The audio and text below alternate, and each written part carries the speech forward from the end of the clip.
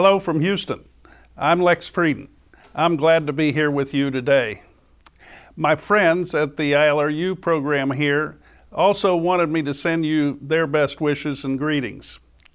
For a long time, some of you have been our friends and supporters, and we really appreciate the opportunity to work with all of you. We hope we've been providing you with the kind of technical assistance and training that you need to do a better job of the important things that you do. If we haven't been, please let us know so that we can get better, and let us know what new kinds of information you need that we can provide you with. Today I wanted to tell you how much I appreciate having the opportunity to be here to share with you some of my thoughts about the big picture of independent living going forward. We've made a lot of accomplishments over the years. I can remember in 1978 when we first got legislation that would support centers for independent living. There were 10 centers in the United States, and they were all fledgling organizations. The important thing is that they were run by people with disabilities, serving people with disabilities, and that is the thread of independent living that we all maintain today. So we've had a great, almost 4 decades of service to people with disabilities, and the number of centers has expanded dramatically. Now more than 400 centers in the United States, many of them here in Texas. Each one of you are doing a great service to the people in your community. But that leads me then to some questions about what we really are doing. Obviously, the funding for independent living centers, at least from the federal government, has grown flat. We haven't got a raise in a long time, and we're always threatened by having cutbacks at the federal level. And I think that will go on. I don't think it's going to get better before it gets worse. In fact, it'll be the other way around. It'll get much worse as the nation tries to tighten its belt and balance its budget. We can see that coming. We need to be good advocates in Washington to ensure that the policymakers and people who make these budgets understand clearly what we do and what kind of a service we provide in the community. But we need to have good metrics, data to show what we do, and we need to reach out to the right people. You know, sometimes we wait until the last minute, and then we get in touch with our congressmen and women and ask them to help us out. I think we need to start looking now at the young staff people who are working on the committees, the appropriations and authorizations committees that are responsible for independent living services and independent living funding. And we need to educate those young people. Some of them working for committees in Washington, D.C., and some of them working for members in the local districts here in Texas. Find out who represents you and who their staff people are, and invite those staff people to come and have a lunch with you.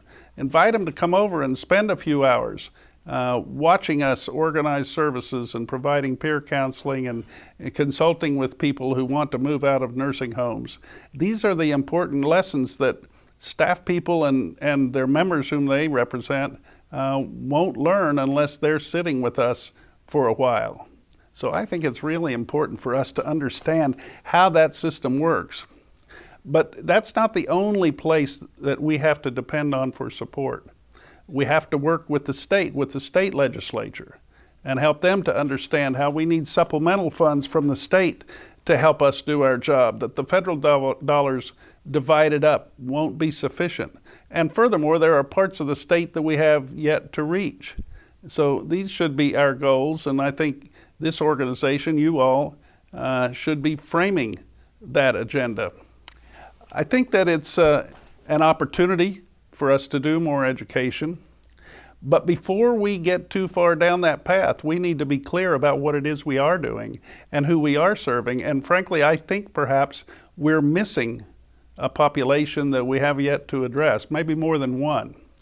The data shows that we haven't been particularly good about reaching out to minority people, Asian people, Hispanic people, African Americans, and others. We need to attend to that, and we need to reach these populations. And the best way to do so is to immerse ourselves in their cultures so we understand what issues they face that may be different from ours or from those of the majority of the people whom we're now serving. We need to find ways to extend our service package so that the services we provide are well-rounded for the whole community and not limited just to those whom we're serving now. Obviously, you say, well, we can't do that without more support.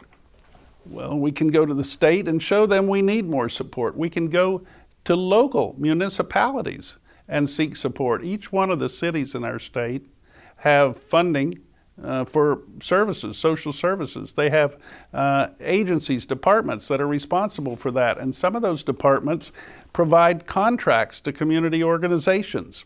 We need to explore that, to work with our municipal leaders to see how the community can support us.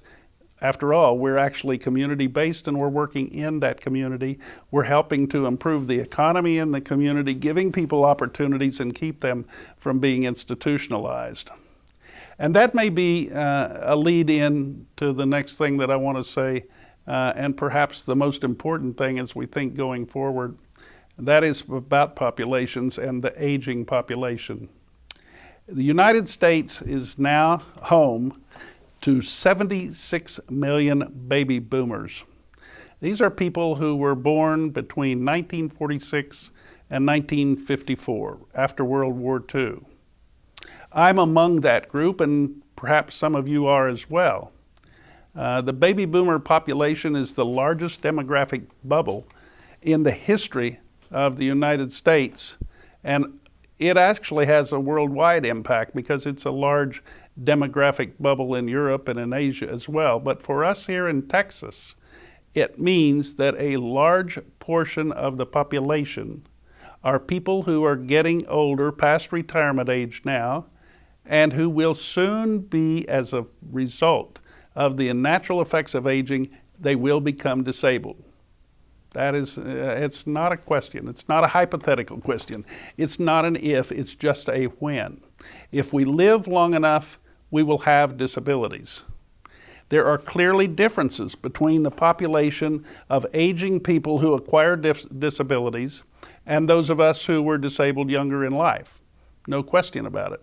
We've had a long time to adapt, to learn about, and to begin to cope with our disabilities. And as service providers, independent living centers and others have learned to provide services that will assist people who are genuinely interested in being self-directed.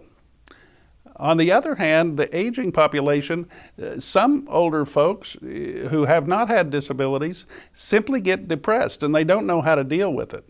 They lose their hearing, so they may adapt by pretending to read lips, but they won't hear a lot of things. They lose their vision, and they begin to adapt by not driving as much, and eventually not driving. They begin to lose their mobility, and where does that put them? Right smack dab in the few disabled parking spots that are left. What happens when people age with a disability? Well, they learn to live with it. And frankly, most of them, because they're from our generation, want to live independently. No question about that. They want to stay in their own homes, and as the AARP says, they want to age in place. Who can help them do that? I don't think AARP does. Who can help them do that? I don't think there are very many local AAAs, area-wide agencies on aging, who are developing independent living programs to help people who are aging with disabilities stay at home as long as they can. People don't want to live in nursing homes. I don't care how old they are. And most of them can't afford or don't care to live in these expensive assisted living facilities. They want to live at home. Some family members stop working to care for their beloved aging parents. But that won't work very often because most families have to work, despite the fact that their parents need help. We're there. Why don't we begin to work together to design an infrastructure, to build a community that includes services for all people with disabilities, regardless of their age, that will provide a backbone for personal assistance services, peer counseling, all the things that independent living centers do now. Make it more systematic in the community. We don't need to provide services for all. We need to be advocates and designers. We need to be leaders and planners. We need to help the community see how to build that infrastructure. We need to focus on things that we've forgotten how to do. We need to become better transit advocates. Older people now are going to be using mass transit. That's maybe the only way they can get around, and we need to be sure that they are accommodated just like younger people with disabilities, if we are accommodated, and if not, that gives us another allied group to go forward and advocate with. I think it's very, very important that we continue to teach how to engage in self-determination, self-control, self-management. I think older people will value that at some point. I don't think they're necessarily going to come voluntarily to us, but I think we can offer that, and we have to collaborate with the networks that they're already integrated with. We need to reach out to local chapters of the AARP. We need to reach out to local aging service organizations and other social service groups, ADRCs in some communities. Aging and Disabled Resource Centers are actually good resources that we need to cooperate with and we need to help lead. These are all challenges for the future. We need to consider how we're going to address these challenges. Of the 76 million baby boomers there, half of them will have a disability in the next 5 years. It's a huge population. And if we're not there to serve them, nobody will be. We should see that as an opportunity to expand our services, begin to plan now to do outreach, have networks of older people providing assistance to one another, peer support. How many of you have a Facebook page that's aimed at the aging population, providing information to them? These are the kinds of things we need to think about. Well, in conclusion, let me just say, obviously there's lots of opportunities. Obviously there's lots of challenges. But you know, for nearly 40 years, independent living centers have addressed challenges, and we're still here doing that. We simply need to identify the problems clearly, begin to do planning, find out how to get support to fuel that engine, and begin to implement the services that we think are so important. Working together, we can all do that. We need to learn from one another in the process. So meetings like this are important to facilitate sharing. In conclusion, I want to thank you all again for everything you're doing.